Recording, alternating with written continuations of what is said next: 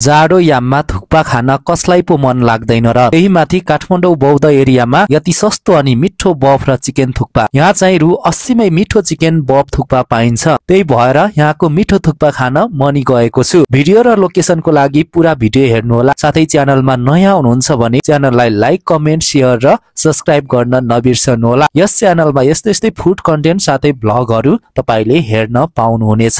बसन्तपुर एरियामा सफा, स्वस्थ, मिठो खाजा पाउने ठाउँको खोजीमा हुनुहुन्छ? आउनुहोस् काष्ठमाण्डप मोमोमा। हामी कहाँ buff momo, chicken momo, veg momo, sausage, chowmein पाइन्छ। साथै प्याकिङको पनि सुविधा छ। काष्ठमाण्डप मोमो, बसन्तपुर काष्ठमाण्डप मन्दिर अगाडि। हाई एभ्रिवान, नमस्ते सेवारो सबैजनालाई स्वागत छ मेरो च्यानलमा। आज पनि नयाँ भ्लग लिएर तपाईहरुमा आज आइसकिसकेको छु।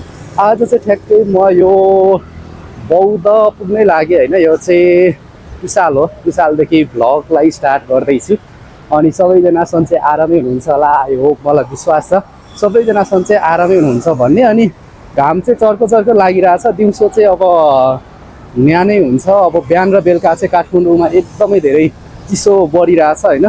काठमाडौँ लगायत देशैभर नै धेरै चिसो बढिरहेको होला। विशेष काठमाडौँमा पनि धेरै नै चिसो बढिरहेछ। अनि आज चाहिँ म एक्लै छु। सधैँ चाहिँ हामी 2-3 जना हुन्थ्यौँ, तर आज चाहिँ म एक्लै नै छु। त्यही भएर आफै नै भ्लगलाई स्टार्ट गर्दैछु। आफै एक हातले पक्रेर अनि एक यता चाहिँ बोलिरहेको छु। अनि ठ्याक्क अहिले चाहिँ म चाहिँ बौद्ध पुलिस स्टेसनतिर जाँदैछु। त्यहाँदेखि चाहिँ ठ्याक्क अपोजिटमा बौद्ध खाजा घर रहेछ र त्यो यो जाडोको सिजनमा चाहिँ त्यहाँ चाहिँ बेस्ट थुक्पाहरू पाउँदो रहेछ होइन। बेस्ट थुक्पा यहाँ हाम्रो मिस्टर गोले, त्यसै गरी हाम्रो राइनी सिजलिङ भ्लगर राइनी सिजलिङले पनि त्यहाँ चाहिँ जहिले खाजा खानुहुन्छ अरे। मैले मिस्टर गोलेको भिडियो हेरिरहेको थिएँ, त्यस भिडियोमा अनि हाम्रो मिस्टर गोलेले पनि त्यहाँको ट्राई गर्नुभएको थियो। अनि म पनि त्यहाँ चाहिँ थुक्पा खाउँ न भनेर चाहिँ ट्राई गर्नलाई जाँदैछु। ठ्याक्क यहाँको अवस्था भने यस्तो छ होइन।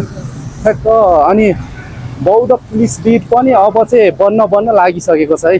पहिला चाहिँ अब जेनजी आन्दोलनमा जलेको थियो नि त, त्यो भएर अब चाहिँ त्यो जलेको भवनहरू सबै अब चाहिँ बन्न लागिसक्यो सबैतिर होइन। अनि के छ, सबैजना सन्चै आरामै हुनुहुन्छ होला। सबैजना सन्चै आरामै रहनुहोस् यही कामना गर्छु। लामो समय भएको थियो भिडियो नआएको। त्योभन्दा अगाडि 5-6 डेज अगाडि चाहिँ मैले एउटा भ्लग चाहिँ हालिरहेको थिएँ होइन। अनि त्यसमा पनि धेरैजनाले माया गरिराख्नु भएको थियो। सधैँ माया गरिराख्नु होला त्यसरी नै। अनि तपाईहरुले माया गर्नुहुन्छ सधैँ भन्ने अपेक्षा लिएको छु मैले।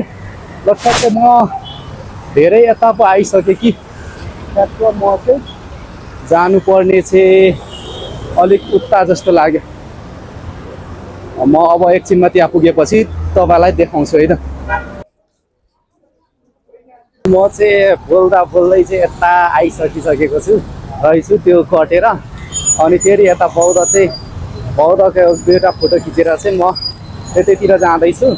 त्यो नहेरी बोल्दै आउँदै चाहिँ यतातिर आइसकेछु। अनि आज हिजोदेखि चाहिँ एनपिएल पनि चलिरहेछ होइन। मङ्सिर 1 गतेदेखि चाहिँ एनपिएल पनि सुरु भइसकेको छ नेपालमा। अनि एनपिएल क्रिकेट प्रेमीहरूको लागि त एनपिएल हेर्दै हुनुहुन्छ होला टिभी ग्राउन्डमा गएर होइन। अनि नेपाल बाहिर हुनुहुन्छ भने विभिन्न एप्सहरूबाट तपाईँले हेर्दै हुनुहुन्छ होला। अनि क्रिकेटको पनि सपोर्ट गर्दै हुनुहुन्छ होला धेरैजना साथीहरूले होइन। अनि म पनि आज चाहिँ विराटनगरको थियो, तर आज चाहिँ हेर्न जान भ्याइनँ मैले। यतै काम परेकोले गर्दा हामी चाहिँ पोहोर पनि विराटनगरको सपोर्ट गरेको थियो। योचोटि पनि हामी चाहिँ विराटनगरलाई नै सपोर्ट गरौँ न पूर्वको भनेर चाहिँ हामी विराटनगरलाई नै सपोर्ट गरिरहेछौँ। अनि यो भिडियो त तर भोलि पनि आउन सक्छ, आजै पनि आउन सक्छ होइन। सुरु चाहिँ 1 गतेदेखि भएको छ। अनि गर्मी छ। दिउँसोको समय चाहिँ यस्तो घाम लागिरहेछ कि दिउँसो चाहिँ गर्मी न्यानो हुन्छ, बिहान बेलुका चाहिँ चिसो हुन्छ। अनि कहाँदेखि तपाईँले यो भिडियोलाई हेर्दै हुनुहुन्छ प्लिज कमेन्ट गर्नु होला तल। तपाईँले कमेन्ट गर्नुभयो भने चाहिँ म हेरिरहेको हुन्छु, रिप्लाई नदिए पनि। कुन ठाउँदेखि तपाईँले हेर्दै हुनुहुन्छ कमेन्ट गर्नु होला। अनि च्यानललाई सब्स्क्राइब पनि गरिदिनु होला। पुरा भिडियो चाहिँ हेरिदिनु होला। अब बौद्ध पुलिस बिट चाहिँ ठ्याक्क यस्तो बनिरहेछ है। तल राम्रो बनेछ अहिले चाहिँ रङ पेन्टिङहरू सबै भयो। घामले गर्दा अलिकति टल्क्यो। म तपाईलाई अलिक उतादेखि देखाउँछु है त। यस्तो बनिरहेछ होइन, बहुत राम्रो बनिरहेको रहेछ। अनि ठ्याक्क यसको चाहिँ अपोजिट हाम्रो गोले ब्रोले ठ्याक्क अपोजिट भन्नुभएको थियो होइन, अपोजिट नै होला। अब म ठ्याक्क अपोजिट जान्छु ल, यसको भित्र जस्तो लाग्यो, यता भित्र साइडमा भित्र जान्छु अनि यहाँको थुक्पा चाहिँ चिकन थुक्पा चाहिँ म ट्राई गर्छु। भिडियो चाहिँ हेर्दै गर्नु होला है।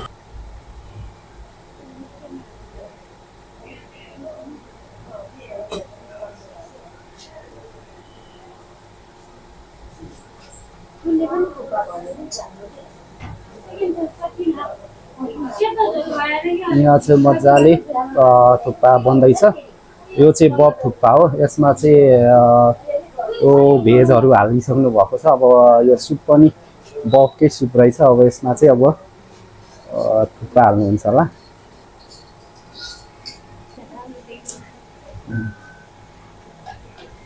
चिकन थुक्पा हो। यो चाहिँ बब, यता चाहिँ बब थुक्पा रेडी भइरहेछ। हेर्दै खाउँ खाउँ लाग्ने छ। अब एकैछिन पछाडि खाएर पनि ट्राई गरौँ है। ल साथीहरू, मेरो चाहिँ यो थुक्पा आइसक्यो। मैले चाहिँ चिकन थुक्पा हो यो।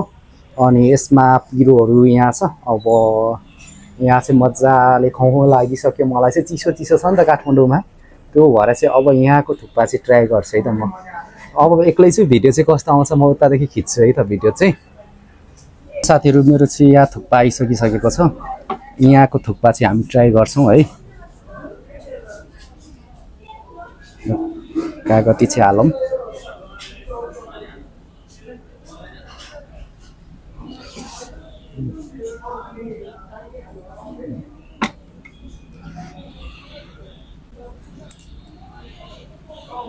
एउटा रस